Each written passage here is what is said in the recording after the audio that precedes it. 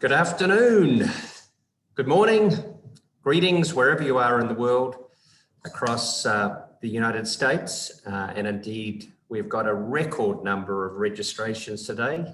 Dave and I were just reflecting on the fact we've been working together on the State of the American Traveller for 11 or more years. We've been running these webinars for 4 or 5 years. We've got a record number of registrations, over 730 people signed up to join us today. So we've got people from all across the US and right around the world. So welcome.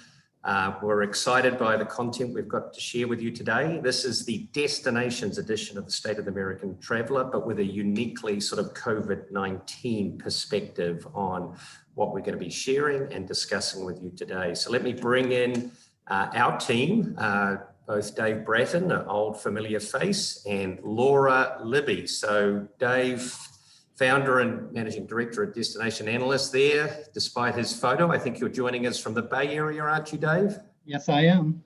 Yeah. So thank you so much for doing this. And Laura Libby will be familiar to many of you, our senior VP, and Laura's joining us from Denver, Colorado. Hello, Laura. Hello, Chris. Happy to be here. So Laura will be facilitating a panel discussion with two luminaries of the DMO world. And we're delighted to be joined by Gillian Simpson, who's VP of the Alaska Travel Industry Association. That remarkable state has been obviously, just like so many across the industry, hugely impacted by the impacts of COVID-19, but has been doing some really innovative, creative work in terms of how to deal and grapple with it. She'll be sharing those experiences. And Lynn Rooney-Perkins, VP of Global Marketing Communications at the San Francisco Travel Association, will be sharing their insights from that great city on the West Coast. So welcome, Gillian. Welcome, Lynn. Thank you. Thank you for having us today. Thank you. And so I'll pass it over very shortly to Dave, and then you'll hear from Laura and Lynn and Gillian. So a reminder, all the slides for today, along with the recording and other resources, will be available right here on those two web addresses. Now, instead of a traditional sort of PDF report, we're actually going to be announcing at the end an interactive dashboard. You'll see Dave's got some incredible research, including insights for a huge range of destinations across the United States. So the team at Destination Analysts are actually building out an interactive dashboard that will allow you to access your individual stats. So yes, let's move on. And you can see Dave will be covering off both the current situation in terms of how US travelers are thinking about COVID-19. Then he's going to dive into some of the unique insights from the Destinations edition with that COVID perspective. Laura's going to facilitate the panel discussion. I'll briefly come back at the end to just highlight a couple of other resources, including that interactive dashboard and upcoming webinars, and facilitate your questions. And please start submitting those as we go along. So without further ado, Dave, let's dive into what you've seen on the State of the American Traveller and what has been a unique, challenging, but hopefully now positive year in terms of the start of 2021. Yes, thank you, Chris. Thanks for having me here. And I'm really pleased to be with this amazing group of people today. And thank all of you for showing up and sharing in this experience. The State of the American Traveller Destinations edition is what I'm going to present to you today. And this is a quarterly online survey that we've been conducting since 2006. The data that you're seeing today was collected in mid-January, so it's about 1 week old right now. Very new, hot off the press, traveler sentiment, motivations, and behavior data. Just so you know how this works, we send out an invitation to a nationally representative sample of US adults. And if they've taken at least one trip of 50 miles or more one way from their home during the past year, they're allowed to take the survey. So we have a sample of 2,000 American leisure travelers, which presumably is representative of the whole. And one thing I want to point out to you, though, this 1 year is really interesting because this has been a really bad year for travel. So what we've done in our weekly, we do a weekly webinar, the survey of coronavirus related issues. And at the end of last year, at the end of 2020, we asked, in what month did you travel for any reason at all? And you see the proportion of American travelers and those that were traveling in the year prior to the pandemic, who traveled during the pandemic year. And what I would point out to you is that over on the right, 78.8% actually took a trip last year. So the sample in the state of the American traveler is a little bit reduced from what it normally would be. Basically, that 20% that opted out of travel this last year are excluded from this. So we have a little bit more of a limited sample perspective, excluding people who didn't travel last year. And I'll tell you when that's important a little bit later. So I'll go through our sentiment index. We'll talk about destination travel plans. What kind of destinations are people looking to visit in 2021, and how excited are they about it? The experiences that they want to have while they're traveling in the upcoming year. We'll talk about resources that they're using to plan their travel and travel aspirations. Hopefully this will be a fun end to the presentation. We'll talk about the places in America and around the world that people most want to visit, that Americans most want to visit. And then I've got a special section on destination performance benchmarking, where I'll share some data from over 60 destinations for you to ponder. So let's talk about current traveler sentiment. How are people feeling? I'd like to start with a little bit of a broader picture. And let's just talk about travel in the past 12 months. How many trips of 50 miles or more for purely leisure reasons did people take? And if you look at the chart I'm showing you now, this shows the time series for this from winter of 2015 until today. And you can see that in the winter of 2020, we actually hit our all-time high in terms of the number of leisure trips a typical person took in 2019, and that's 4.88. Shortly after then, as you know, the pandemic hit, and this number dropped dramatically down to 3.35 and 3.46 in the most recent wave of the survey. Now, dramatically reduced volume is only part of the picture. In a lot of metrics that we track, there were significant changes in the composition of this travel. For example, last year, right before the pandemic, 31.5% of the trips reported were day trips. Now it's 51%, so much more short-term day activity rather than longer overnight trips. Additionally, 56% last year were road trips. This year, 76.6. So changing, obviously, ways to get around as well. So the impact of this drop in travel is felt in many, many ways beyond just limited travel volume. One of the questions we've been asking for a long, long time is, in the next 12 months, do you expect to travel more or less for leisure than you did in the most recent 12-month period? And this wave, last week, 44.9% of Americans said that they expect to travel more for leisure in the upcoming year than they did last year. Keep in mind, last year was a really bad year, so this kind of makes sense, but let's look at it over time. You can see that right before the pandemic, 34.9% of us were planning to increase our travels in this year, but the pandemic hit, the bottom fell out, and last summer this had dropped to 15.3%, but look at it now, it's come way up, and actually this is the highest it's ever been in the history of our survey. So the first glimpse we're going to see here of several points in this data that really show a positive sense of sentiment for the upcoming year in leisure travel. If I float in here the proportion that expect to travel less, you can see that typically it's around 6 to 7%. During the pandemic, it blew up to 52.8% people cutting back, but look at how much it's come down to 15.3%. Floating in now, just simply the expect to travel the same, you can see the whole picture. So one study that we're doing this weekly coronavirus travel sentiment index study every week, which has a similar sample, but I wanted to throw a piece of data from that for you to kind of put some perspective on this. We asked, when you think things are getting back to normal or near normal, what are your expectations right now for how you'll travel? And about 1 in 4, almost 1 in 4 travelers say they're going to make up for lost time and travel more than they did before the pandemic. 13.9 think they're going to cut back and travel less. So we have a bias there a bit towards more making up than holding back. And that's consistent with what you just saw in the other data. In the next 12 months, do you expect to spend more or less for leisure travel than you did in the most recent 12 months? 42% expect to spend more in the upcoming 12 months. And you can see the story is exactly like travel volume that you just looked at. We ask about income and how they expect to prioritize leisure travel in it.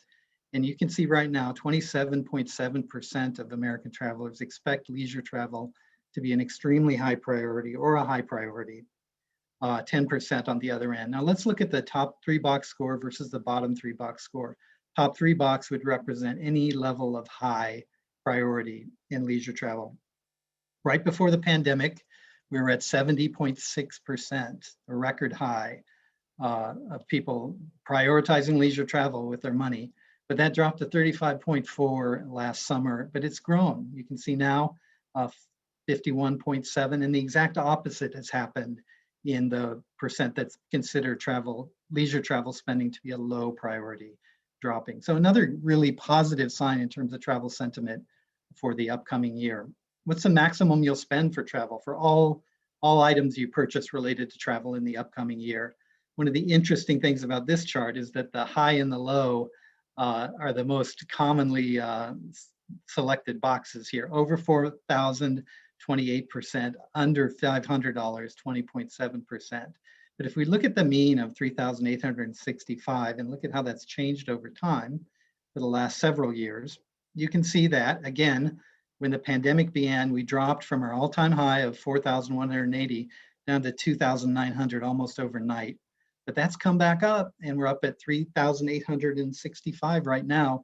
And just as a little perspective, why don't you look at the red line I just flew in there, the pre-pandemic average of $3,500 basically. So where we're at now in terms of how the average traveler is looking at the upcoming year and spending, they're quite a bit higher than they've been on average over the good years we've had before the pandemic. So more good sentiment news there. Now, just some key takeaways on this to I'll just give you my perspective. After a sustained period of very weak travel sentiment this whole year, basically, we see signs of renewed interest. It's very apparent right now. Expectations for volume and spending for 2020 appear to be heading towards a more normal position. We don't expect it to be back to normal for a while, but it's definitely a big improvement. And prioritization of leisure travel and family budgets has improved, and budgets are high. Our leisure travel budgets are at record levels right now. So the question I ask is, does this signal that a recovery is imminent? I don't know, and I don't know if anyone can answer that given the instability of the world we live in right now, but certainly very positive signs. I've heard a lot of people talking throughout the year about recovery is coming, recovery is here, travelers are ready to go, and it was all very premature in my mind, but this is really the first time I've seen in the data a very positive perspective from the perspective of people who are out there actually purchasing our travel product. So let's talk about plans for 2021. What are people looking at? Where are they looking at going? We ask a question about, in the next 12 months, how many trips will you take to each of the following types of destinations? So you can see at the top here, this is the percent taking at least one leisure trip. They expect to. Cities and metropolitan areas are at the top, followed by beaches, small town villages, and rural destinations and attractions. This is interesting because in the heat of the pandemic last summer, cities and metropolitan areas dropped down quite a bit in the tracking we were doing around the coronavirus travel sentiment. So it's come back up to the top. When we look at this over time, what I'm showing you here are the cities and metropolitan areas for the last 6 periods. Last year, right before the pandemic, 74% of us said they were going to go to a city. That dropped to 59.4 now. So a big drop for cities, unfortunately, even though they're at the top of the list ordinally that I just showed you. Beaches down a little bit too. Small towns and rural villages and all, though, going up from 49% right before the pandemic to 52.2% now. National parks relatively flat. Theme parks, interestingly, have been on a downward trend for several years now. And then you can see all the rest of these destination types flown in right now. The number of trips they expect to take, you can see here the average number of trips to a city or metro area is 1.42. And the average number for deserts at the bottom, desert resorts or destinations, 0.4. And just for perspective, I'm flying in the percentages you saw earlier earlier in terms of the number of the percent of travelers who expect to go to each. And you can see the less likely they are to go to each, the lower this mean score goes. Let's look at them over time. Again, the number of trips to large cities, metro areas down significantly expected this year. Beaches relatively flat, rural areas, rural attractions up. State, county parks, national parks up as well, and then the others will fly in here. So we see definitely there's a little bit of recovery from what we saw earlier in the summer, but cities are still going to be challenged, it looks like, if these expectations play out in the marketplace. Excitement about visiting each type was queried, and we gave them a 10-point scale, from 10 being very excited, 1 being not excited at all. And you can see the percent here that say that they were excited either an 8, 9, or 10 for each of these, to visit each of these in the next year. Beaches at the top, national parks, cities and metro areas down below that. Now let's just look at each and see how these excitement metrics have changed in the last year. From last winter, right before the pandemic, excitement to visit cities and metro areas is down quite a bit. Excitement to visit beaches is also down a bit. Small towns and villages, relatively flat. Theme parks also down. And this is kind of a 3-year trend we've seen with that, as I said before. Mountain resorts and destinations, relatively flat. National parks down just a little bit this year. Now, this shouldn't surprise us, I don't think, because we're in a really bad time to be out on the road. And a piece of data from our travel sentiment index around coronavirus may put that a little bit in perspective here. We ask how much you agree with the following statement. If I were to travel now for leisure, I'd not be able to fully enjoy it. And you can see that 65.2% of us, just because of the pandemic, don't feel we could really enjoy getting out on the road. So consequently, it doesn't seem very hard to understand why excitement to travel to destination types might be suppressed right now. What kind of experiences are they looking for this year? Well, we ask in general, how interested are you taking leisure trips, which would include the following. What you see here are the percent that say they're interested or very interested in each of these. And at the top are all our outdoor fun getaway stuff, right? Enjoying scenic beauty, outdoor activities, road trips, beaches, national parks. The stuff related to cities and urban attractions a little bit further down. Cuisine, big city experiences, arts and culture, attending special events and festivals. Still a significant share of Americans are interested in that, but this is all down a little bit from last year as well. What are our trip priorities typically when we travel? Well, what you see here, the percent that say each is a high importance item or a critical importance priority for them when they travel. No surprise, having fun is number 1, relaxing, finding happiness, spending time with family. At the bottom, meeting new people. Not surprising again, when meeting a new person can kill you. Attending sporting events, and then bragging rights down at the very bottom. I know some people are reluctant to say that's important, but we know a lot of people like to brag about their trips. But interestingly, from our coronavirus travel sentiment study, again, another agreement statement, how much would you agree with the following? I would feel guilty traveling right now. More than half of travelers say, yeah, I would feel guilty if I got out on the road. So the bragging rights things may be a while off before we can expect that that's a motivation for people to travel. Okay, let's talk about travel planning resources right now. And we've made some changes to the way we do this, but I'll tell you about that as we go through it. And I was thinking about this today. I was very lucky back in the early 1990s. I got to take a around the world trip, took about 9 months. And the gal I traveled with, this friend of mine, I was talking to her on the phone just last week. And we were just laughing about how the heck did we manage to do that? Because there was no travel information back in the early 90s, right? Maybe you had a dog-eared travel guidebook and something like that, but there was no internet, there was no GPS, all these things we rely on now that you can't even imagine traveling without. And it's just an amazing, stunningly different world.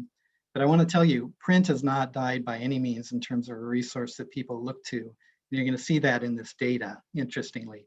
What we've seen is a blossoming of lots of other types of travel information. So consumers are consuming more and more of everything, not necessarily shifting entirely to digital. So, but on that note, we asked about whether they'd used online video to plan travel in the past 2 years. And you can see that 29.6% of travelers said that yes, they had. So we queried those people to find out, well, how are they doing it? What are they doing with this video? And first question was, well, how often do you use it to plan your trips? And you can see that 54% basically said they always use video to plan their trips or usually use video to plan their trips. So that's pretty good penetration right there. In terms of how they use it, what kind of content they're consuming, things to see and do, visiting, which destinations to visit, places to stay, restaurants, all of these very high. And you can see the broad number of topics, the breadth of how video has gotten root in planning, and they're using it for all different types of travel planning, even finding discounts and bargains for 1 in 4. The length of videos that they've consumed have been influenced by very short videos, 32%, medium length videos, 72.6, and longer format videos, 40.3. So consumption of different length of videos seems pretty widespread as well. Now let's talk about how we can talk to people right now. And those of you who've been in these webinars before will probably remember that we've tracked usage in the past year. And our typical cycle will ask, well, in the past year, which of these marketing resources have you used to plan a trip? And we really felt that this year that loses a lot of value because there's so many fewer trips being taken. And the type of trips that people are taking are different. They're shorter, they're closer to home. So that felt like a dated question in a way. So we switched it around and we asked this one. Please think about how travel destinations could best reach you with their messages right now. Which would you be generally most receptive to learning about a new destination to visit? So where are you open to learning about travel? And number one, well, let me skip number 1 and 2, websites via search engine and email. Obviously, we need great SEO and we need kick-butt websites that are well optimized for use by your people and email campaigns that work. But below that, we have official state or local visitor guides. How about that? 23.4%. And if we add in the other printed resources here, travel and lifestyle magazines and newspaper travel sections, we get up to 40.5% total that feel that's where they would be, a place that it would be good for them to be reached. Social media at 36.8% if we add them all together. So again, a landslide of change in how people are using resources over the last few decades, but they're consuming lots, and there are a lot of ways you can reach out to them. The single most receptive channel is email. And how often do they use these? We gave them in general, which best describes how often you use. What you see here are always or frequently used. So 44.9% always or frequently used websites found via search engine. Look at these 3 I've highlighted: websites of visitors bureaus, websites of state or national government travel offices, or local state visitor guides printed, totaling up to 37.1 using a DMO resource frequently or always. So yay for you DMOs. You got good penetration here. Okay, let's talk about where people want to go this year. And I hope this will be fun. First of all, domestically, here's what we usually call our hot list. We give respondents 5 possible categories they can answer. They can write in the answer. And where do you want to go? Where do you most want to visit domestically in the next year? Number 1's New York, Las Vegas, Florida, Orlando, and Los Angeles. And if I were to compare this to the past, this ordinal ranking, it might be a little different, but not a lot. And the difference really is that the numbers are a lot smaller this year than what we've seen in the past. Obviously, I think in the pandemic, we should expect that because people are going to be, as we said, a little less enthusiastic about travel, and possibly in the survey environment, less excited to write in different destinations. But what's really fun is this year we kind of switched things up and we looked internationally. Wanted to see, and this is, I think, a good measure of how people are feeling about upcoming travel this year, because taking that step abroad is a big deal, right? And are we ready to do it? Well, how likely are you to travel outside the US in the next 12 months? 30.1% of us say, yeah, I'm very likely or likely to do so. So a lot of Americans are looking at possibly going abroad this year, signaling to me that they're thinking things are going to get better at some point later this year to the point where they can get abroad. On the bottom, 54.7 feel it's unlikely. Let's talk about 3 years out. In the next 3 years, 47.1% say that they're likely or very likely to travel outside the United States. So half of America is looking to go abroad in the next 3 years. We took those people, well, we took everybody actually, and we gave them a map and gave them these 4 regions and said, well, which of these are you likely to go to in the next 3 years? And I'd be curious if you could just think about it. What do you think is top? What would you guess is the top region Americans want to visit in the next 3 years? Well, number 1 is Europe. Number 2 is Canada. Number 3, Mexico, Central America, the Caribbean, followed by Asia, Australia, New Zealand, and the Pacific Islands, and South America and Africa. And then I'm going to go through each region. If you said in their survey that you want to go to Europe, or you're likely to go to Europe in the next 3 years, we asked, well, what 3 destinations in Europe are top of your list? What are you most likely to go to? And why don't you think about that? Where do you think people want to go in Europe? This one's actually pretty easy. Italy, number 1. United Kingdom, France, Germany, and Spain are at the top. Not a big surprise. We've seen this in many surveys we've done of international travel intent. Let's talk about Canada. What do you think about Canada? Where do people want to go in that great, great country? Well, number 1 by quite a ways is Toronto. This really surprised me. Toronto, Vancouver, Montreal. And I'll tell you, it only surprised me because I always think of Canada as this great outdoor wonderland, and I don't think of cities for some reason, even though these 3 cities are wonderful places. And we see they dominate the landscape in terms of where Americans want to visit in Canada. How about Mexico and other parts of Latin America? Cancun, number 1, Bahamas, Mexico, Aruba, Cabo San Lucas, and so on. When we look at Asia, Japan dominates. This is fascinating. This is really interesting to me. I got to tell you, for the longest time, I lived in Japan when I was younger, and all my friends who wanted to go to Asia would always tell me that I want to go to Vietnam. Oh, I want to go to Thailand, places like that. And I'd say, no, you got to go to Japan because it's the bomb. It's like the coolest place in Asia.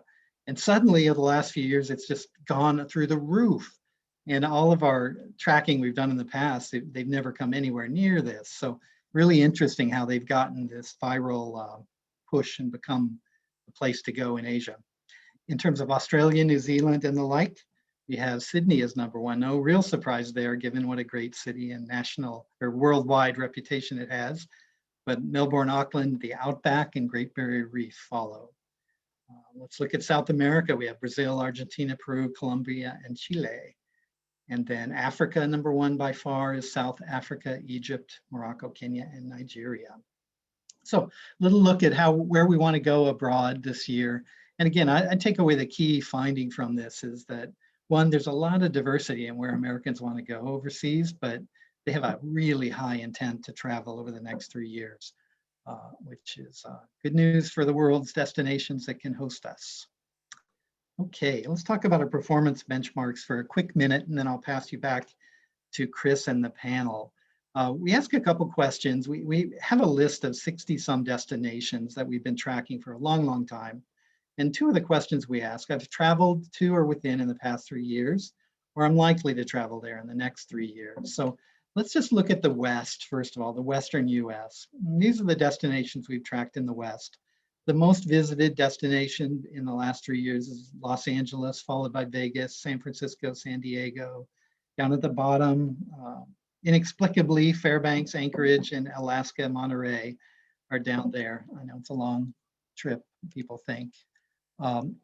Likely future visitation to these is quite different.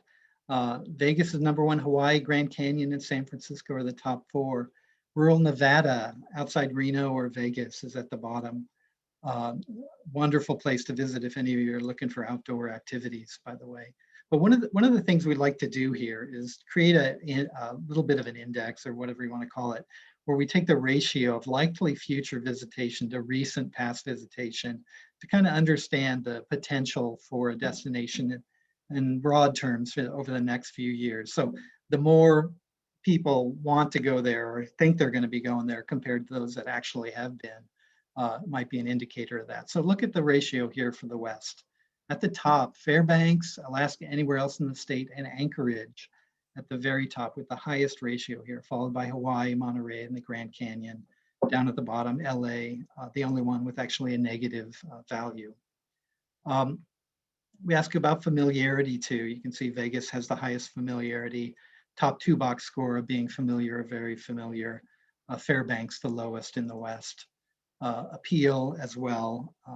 Similarly, what you see here is the percent that say it's appealing or very appealing, with Hawaii, no surprise, being number 1, followed by the Canyon and Vegas. Down at the bottom, rural Nevada. They need to learn about rural Nevada because it's awesome. Okay, so then we have the East. I'm not going to spend a lot of time on this, but you get the idea here. And I wanted to put this together for you all in case it can be helpful to you. And it'll be available in the deck as you, if you'd want to go download it from Miles or our website. We also have the central region here as well. So please help yourself to that. And this is going to be the base, I'll just tell you, of the deck we're going to put together online for you, where you can, for example, if you're from New Orleans or working there, you'll be able to go down and sort through the different questions in the survey based on likelihood to visit New Orleans or appeal of New Orleans, things like that. So hopefully it'll be a tool you guys can use free of charge to explore this data further. So with that and all, I'm going to pass it back to Chris. Thank you so much, Dave. We really appreciate. There was a lot of information there. A couple of quick questions, if I can just clarify before we move on to Laura and the panel. So Adam Tillotson highlighted that it was the first time he'd seen cities and metropolitan areas with that degree of positivity. So have you guys been tracking that in your weekly survey, and what was your reaction to those sort of numbers around city and metropolitan areas? Yeah, you know, Adam, I feel the same way. It was a little surprising to me, but again, as a signal of kind of a return to an expectation for normal at some time later this year, it seemed very positive. So I totally would agree that it is a little surprising. Very good. And Emily was asking what, in terms of the expectations of people traveling abroad, what were the sort of pre-pandemic numbers? I think, you know, it was low 40s for this response. What typically have we seen pre-COVID? Yeah, you know, we haven't asked these exact questions before, but we have asked about actual travel, and it's typically in the 20%.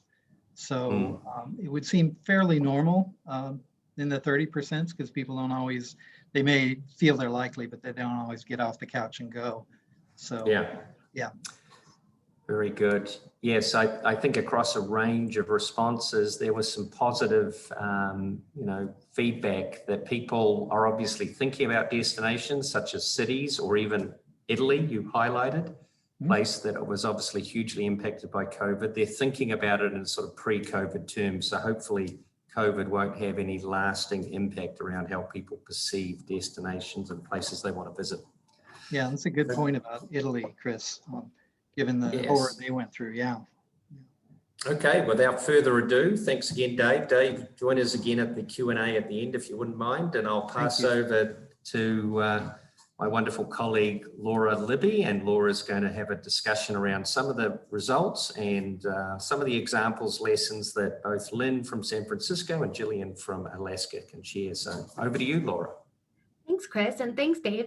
I think, you know, initially when we were thinking about this panel, we thought potentially the urban destination with Lynn and a state with a lot of outdoor activities with Gillian would present sort of a tale of two pandemics, but in conversations and looking at it, and I think research sort of played this out as well, there's a lot of overlap in things that each of you have approached and things that you're both dealing with. And one of those things that we talked about in preparation here was really how are you sort of in the coming months communicating with visitors and people before they get there around health and safety protocols. And then also in the research, we talked about people being concerned that they wouldn't have a full experience when they're there. So how are you managing sort of that positive visitor expectations, either in terms of capacity in your attractions or other sort of challenges as you reopen. I think, Lynn, if you want to speak to that first, and then Jillian, will have you speak a little bit to that as well from your perspective.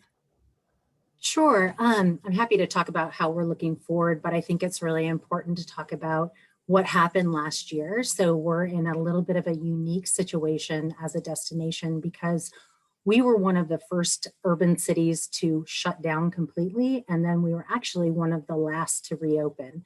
So our hotels closed in March 16th, I know the date exactly, and then they didn't reopen again until September 14th to leisure travelers. So we, of course, as a DMO, we were preparing for our recovery campaign. We created a campaign that had the platform titled "Our Gate is Open." And, we had hoped to launch that in July, and it kept getting pushed out as the city still remained closed. We did have some outdoor dining opened. We had some outdoor experiences open, but it wasn't until September when our hotels could open. We had limited capacity at our museums and some attractions. And then we had, of course, the outdoor dining. So we were very excited. We're open. Oh my gosh, we can start to welcome people back to the city. So we launched a campaign, Our Gate is Open, in partnership with Visit California. And we had some local destinations that participated in that as well. Unfortunately, in November, we had to stop that campaign, and beginning of December, we went under complete shutdown again. But one of the things that we heard after running the campaign was kind of anecdotal, but it was from our visitors that they were disappointed. They had heard Our Gate is Open, and yet they came and they weren't able to go inside of Alcatraz. They had to stay outside. Many of our world-class restaurants weren't open for indoor dining.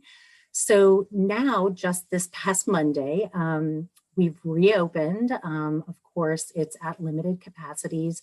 The hotels can invite guests again, but they are going to be asked to quarantine for 10 days. So we're being very, very careful moving forward in terms of how we're communicating Our Gate is Open. We want to make sure that we have a positive visitor experience. We want to make sure that they understand, that visitors understand, there are still safety protocols in place. So we're using all of our owned channels at this time to really communicate out through our newsletters, through social, just what is open and what they can expect when they get here. But we're also being much more cautious about reinstating the Our Gate is Open campaign. We are still going to work with that platform, but just making sure we have that perfect balance of enough product to really support a positive visitor experience, as well as a sentiment with the visitors that they're willing to come and follow safety protocols as well. So those are some of the areas that we're touching on. One other small piece that a lot of it's not small actually, that a lot of urban destinations are challenged with right now is the state of the street conditions. So, obviously many of us are dealing with the homeless situation, and then with the protests during the summer, there's been a lot of boarding up of businesses. So we're working really closely with the city as well to ensure that we're welcome to, that the city is open enough and is in a condition that's going to be welcoming to visitors. So that's a big part of our strategy as well. Yeah, absolutely. And Jillian, I know you with the testing requirements in Alaska, that there's a lot of communication around that. So if you want to talk about that and other things related to communications for that positive visitor experience. Yeah, thank you. We were actually one of the first destinations to impose testing. In fact, really the only way you can get into Alaska right now is by airplane, because the Canadian border's closed. And as a result of that, and also the CDC order that ships couldn't sail last summer. So we immediately lost a significant portion of our potential visitors. And at the same time, also lost a significant amount of funding. So we had to be really scrappy with coming up with some ways to make sure that we were getting this information out. And even right now, it's our top priority to make sure that we are communicating what the state's travel mandates are, while at the same time saying that Alaska is open. There is a way to come here and to visit and experience the destination even right now. In the wintertime, our winter products are actually operating right now. Various communities have periodic different mandates that they put in place. Where I live in Anchorage, last month we had it's called a hunker down. So it wasn't a lockdown necessarily, it was the Alaskan version, where they just were encouraging smaller gatherings and less capacity, do takeout and things like that. That's lifting again. But really what we want to convey to travelers is that they can plan for a trip, and that it is very simple to actually get here and do that, as long as you follow, make sure you have the right type of test when you get to Alaska. And that changes a lot. So we want to constantly convey those different changes through our various owned communication channels. Additionally, we also want to still promote the destination. So we stopped advertising probably until November. And once we picked it back up, we did want to create some kind of aspiration and try to capitalize on our natural assets that we think a person would be interested in during a time of COVID, our wide open spaces. And so we wanted to really kind of put 2020 behind us. I think we all do, and look forward to 2021. And so our campaign that we're running right now is that, 2020 was unbelievable in all of the worst ways possible. We want 2021 to be unbelievable in the best way possible. And so we want people to come to Alaska to experience the best kind of unbelievable, which is our mountains, our glaciers, our wildlife, our aurora, and our Alaska native culture. And so that's the campaign that is running right now. Yeah, no, that's great. You both have talked about some campaigns, and Jillian, if you want to talk a little bit as we're thinking about locals and engaging with in-state audience as well, and how you've engaged with locals even to communicate with people from outside your states and your communities too. So if you want to talk about that, and then Lynn, I think we have as well your campaign queued up to show when we finish looking at these. Yeah, so, we were, like everyone, expecting our visitor season to really kick off in earnest, the summer visitor season to kick off in earnest in May, and realized with no ships coming, nobody driving across the border, that we really needed to focus on our in-state travelers and really encourage Alaskans to get out and travel and experience the state. And so we came up with, we call it Show Up for Alaska. And we really wanted to convey to Alaskans who are super nice and are always helping their neighbors that this is the time to help your tourism neighbors by showing up and traveling around the state and experiencing all the super cool things that oftentimes they leave for our visitors to do. And really, our businesses a lot of them were open. Many in Southeast Alaska chose not to because there were no ships coming, but the ones that were, we wanted to be able to support them. So we came up with this in-state campaign. It was, we ran some digital ads, we did some sponsored content in some local papers. We found some great partners with Alaska Airlines and some of our telephone companies that actually also wanted to support the travel industry in Alaska. And we got all sorts of businesses to come up with travel specials just for residents. We made a microsite on our website just for them.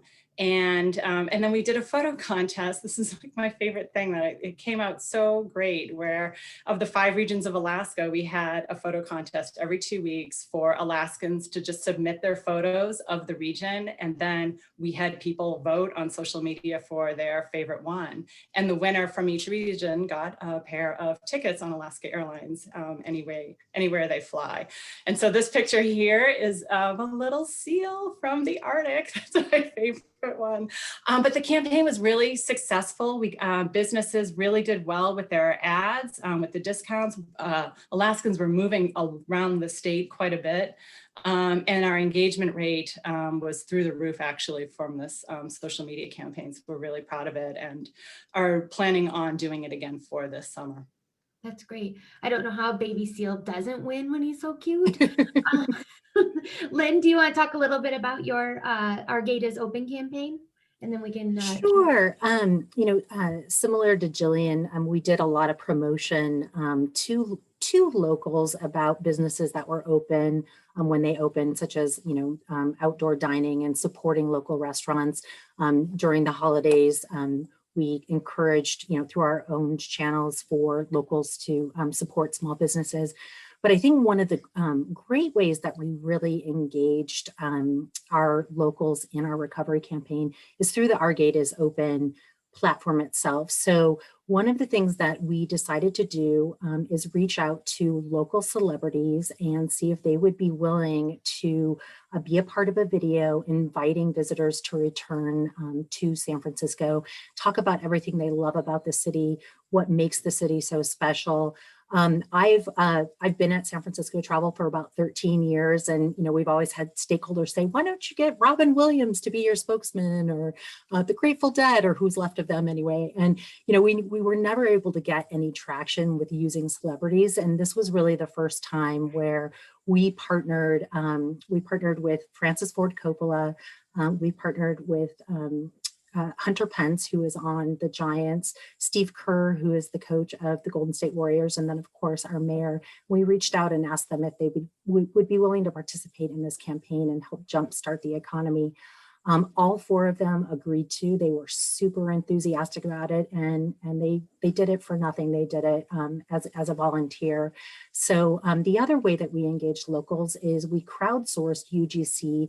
We asked locals to provide footage and photographs of themselves experiencing the destination safely. And we were able to weave in some of that footage into the video because obviously with our shelter in place, we weren't able to actually do a lot of filming in the destination. So they really helped us to round out the message. So Laura, if you want to go ahead and play the final video that we created as part of the campaign. Yeah.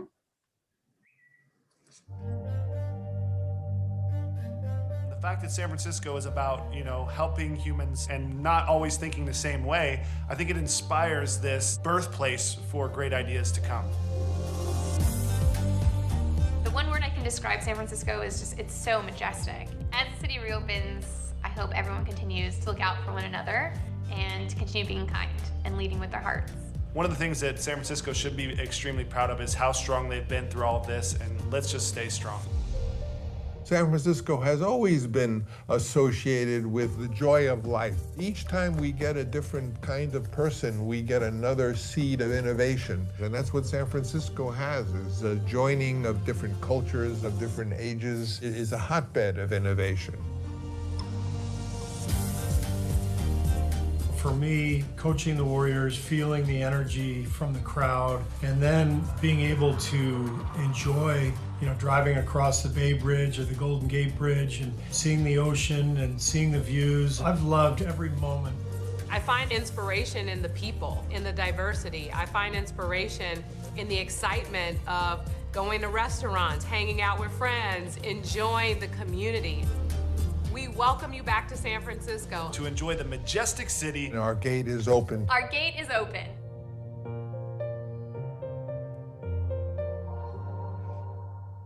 And if I may give a little shout out to Miles, who produced this video, and they were very innovative in terms of how we did all of that filming. So all of that was filmed through Zoom and having just one videographer on site to capture those moments. So thanks to Miles for their great innovative thinking on the development of that video. In that. As we sort of shift and think about recovery being underway in the future, how are you each working with bringing back domestic and international travel through your airport partners or cruise line partners? Jillian, I know you spoke about that being important to you. How are you starting to work with those to rebuild those visitor flows? Jillian, if you want to talk a little bit about that, and then Lynn, how you guys are working on that too.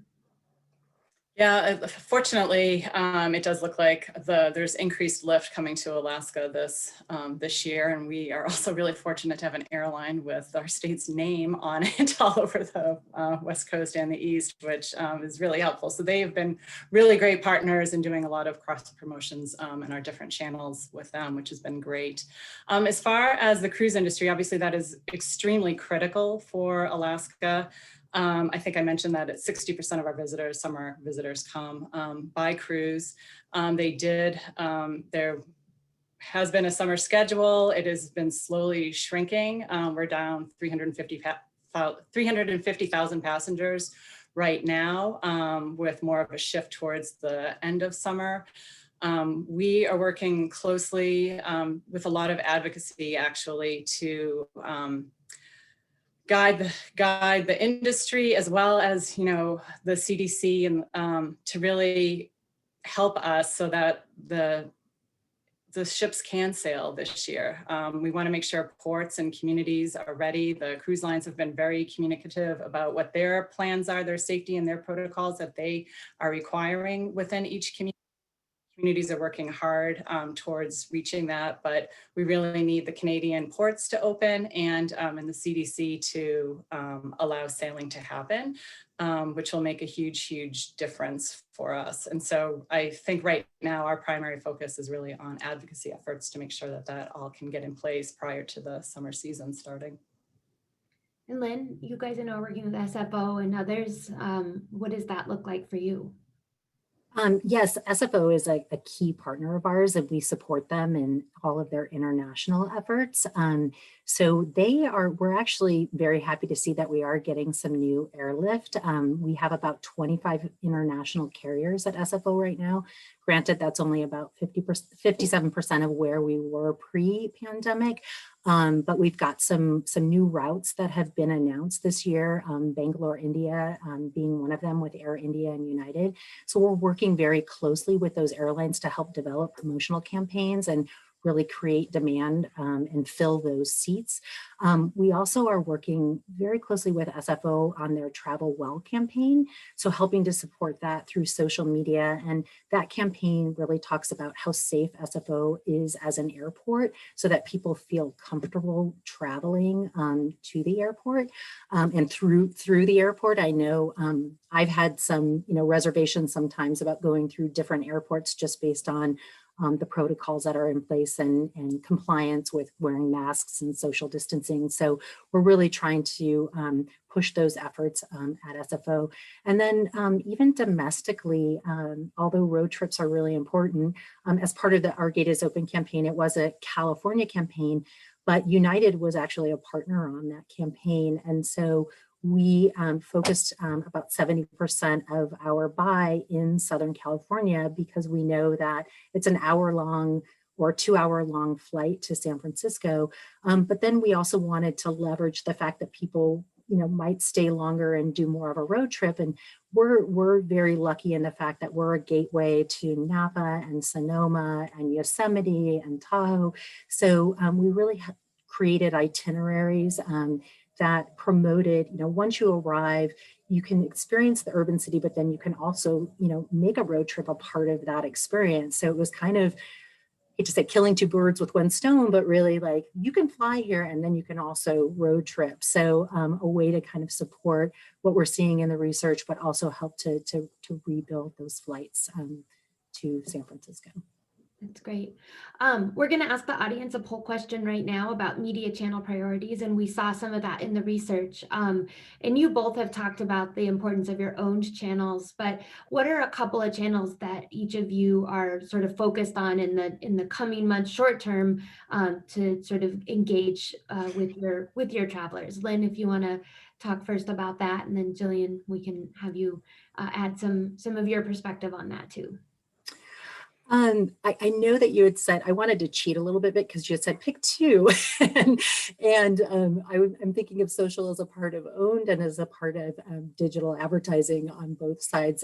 Obviously the owned is key. I mean, we're all struggling for financial resources right now. And so really ensuring that we're getting as much engagement as we can and really creating great content through owned. We focus a lot on our newsletters, our website, and our organic social media. Moving forward, we're probably going to be primarily focused on digital advertising because of our resources. We don't really have the money to spend like in TV or broader reach. We're probably going to be focused a little bit lower funnel too, and rely on Visit California to kind of create that higher funnel inspiration, and then we'll try to capture the interests of those who are looking to visit California and capture those bookings. Print, unfortunately this year we're not doing a print guide, again because of resources, but we are promoting our visitor guides through digital and really pushing those out through multiple channels. Yeah, Jillian, how are you as a state, hearing how Lynn is relying on Visit California in that sense? How are you as a state approaching your media prioritization? It's funny, I could probably echo everything that Lynn was saying, except for the reliance on the state. But we are also heavily focused on our own channels and really relying on our email communications and our website and social media, our social media channels for sure. We rely on those really, really strongly. And fortunately, we've had a lot of engagement.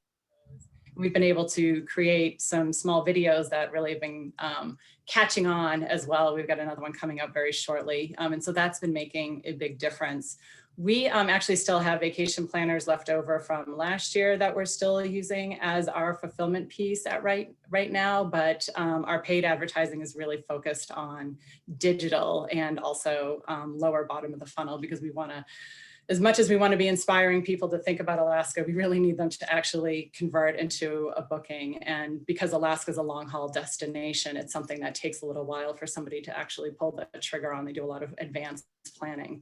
And we're significantly relying on public relations, media relations efforts. We're just now starting to bring media back into the state for various press trips, as well as some influencers. And prior to that, we were just really relying a lot on virtual tours and kind of promoting the different things that ways people can experience Alaska virtually. And fortunately, we were able to get some traction with that as well. Good. So I'm going to ask one more poll question to the audience and sort of end hopefully on a little high note with each of you. We're going to ask a more tactical poll question about signs of return travel and destinations that people are seeing. But I would ask more broadly of you guys. We've seen and talked a lot about pent-up demand for each of your destinations and then travel broadly. But what is sort of your hope for the return of travel broadly and maybe just in your destination? And I'm open, Jillian, if you want to go first on this one and sort of give us your hope for the travel. My hope is that borders open and ships sail and planes fly and people are vaccinated and that we are able to have a season that will support businesses staying afloat until 2022, which we know will be a really great year for Alaska.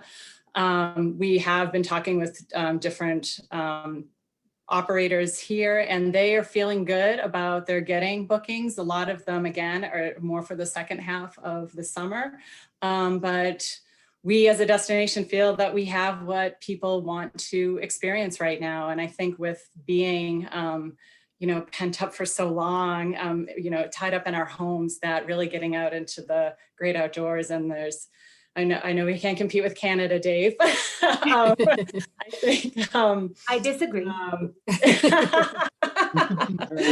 feel for the American Canada, that will be our new campaign. But I feel like Alaska has a lot to offer that what travelers are looking for right now, and so we feel confident that and we know we can deliver that. So I feel confident for the future for sure. Great. Lynn, and your hope for the return? I'm echoing Jillian, hoping, borders open, hoping truly that people get vaccinated and we start to see the pandemic numbers continue to go down. I was very encouraged by today's report in the Times that they were seeing a 35% increase, but I'm also really hopeful. I feel very encouraged by the short campaign that we ran. That was 6 weeks long, and we far exceeded our goals on that campaign in terms of bookings and room nights. And it just gave me a lot of hope that when we are fully reopened again, that we're going to see that same kind of interest in visiting the destination and being able to share what's so special about San Francisco with potential new and returning visitors. So I'm feeling very confident and hopeful as we're starting to see the light at the end of the tunnel. That's great. Well, thank you both for joining us today. I appreciate it. Looking at the poll responses to both our questions, it seems that a lot of what you talked about resonates with the direction that our audience is going as well. So hopefully this was beneficial to everyone. I think we have maybe one question in there about when the Giants will allow spectators again, because Nate Huff needs to know the answer to this question. Oh, I wish I knew. I wish I could answer that. Hopefully this summer. Fingers crossed. Yes. Well, thank you both, Chris. I'll hand it back to you. Yes, and I'm just going to quickly wrap up as we're at the top of the hour. Thank you, Lynn. Thank you, Gillian, so much for your insights and examples. And thank you, Laura. I just shared in the chat a McKinsey article and white paper from last week, which answers that question on when will the pandemic end. And again, there's more positive, I think, news there. So the second half of the year looks like, subject to obviously the vaccinations proceeding at pace, a lot more positive. And so this could well be a year of two different tales. First half, much more challenging second half. Just a final note, we've got a couple of upcoming webinars. We'll include those in our email links to you. Of course, these links for the slide decks and recordings will also be available. The future of meetings is also being run in a couple of weeks. Just a shout out for our Clarity in a Time of Crisis website, of course. Hopefully everybody's visited that. February 10th is that Future of the Meetings Industry Destination Analysts have updated their annual research, some fascinating insights into the meetings and events market and how DMOs can participate in the recovery. And then the value of DMOs. So we've been sponsoring the largest ever multi-DMO website study, understanding how locals and visitors and other stakeholders use websites. And on February 25th, we'll be sharing that. Over 85 DMOs participated in that. So an enormous amounts of insights about the sort of types of content, functionality, and features that are most impactful in the recovery.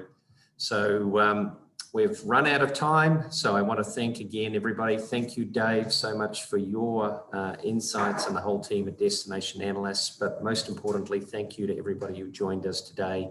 Stay safe, stay well, and we look forward to seeing you very soon. Have a great rest of your day.